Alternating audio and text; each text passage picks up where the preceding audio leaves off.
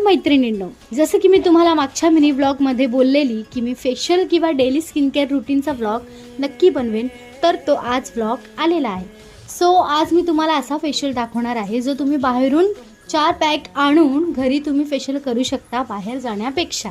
आणि कुठलं फंक्शन असेल तरीही तुम्ही ते यूज करून ग्लो आणू शकता. सो पहिलं इथे मी यूज केलं आहे एव्हरयूथचा पिंक चारकोल सिरप, जो आपल्या स्किनला डीप क्लिन्झिंग करून एक्सफोलिएट करतं. एक्सफोलिएट म्हणजेच की डेड स्किन रिमूव्ह करतं.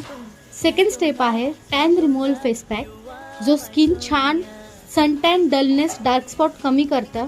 तुम्ही ॲटलिस्ट वीकमध्ये तरी टॅनिंगचा पॅक हा लावलाच हवा, कारण की तुमच्या एकदम सनमुळे टॅनिंग झाली असेल, सो ती तुम्ही ॲटलिस्ट वीकमधून तरी एकदा रिमूव्ह करावी हा पॅक लावून for the best result. Third step आहे गोल्डन ग्लो पील ऑफ, जे स्किनला ग्लोवी बनवून एक सॉफ्ट टेक्स्चर देतं.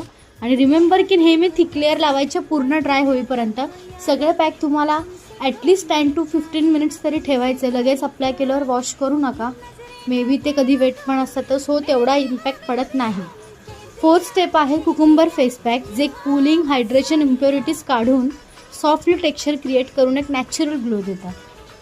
आफ्टर सगळं झाल्यावर जो फायनल ग्लो येईल तो तुमचा फायनल रिझल्ट असेल, जो तुम्ही ह्या 4 पॅकने आणू शकता. आणि जर हे 4 पॅक्स आणून जर तुम्ही असा ग्लो आणू शकता, तर तुम्हाला एवढे कॉस्टली फेशियल करायची गरज नाही आहे बाहेर जाऊन. It's depend on you, but तुम्हाला जर घरी करायचं असेल तर तुम्ही हा ब्लॉग नक्की बघा.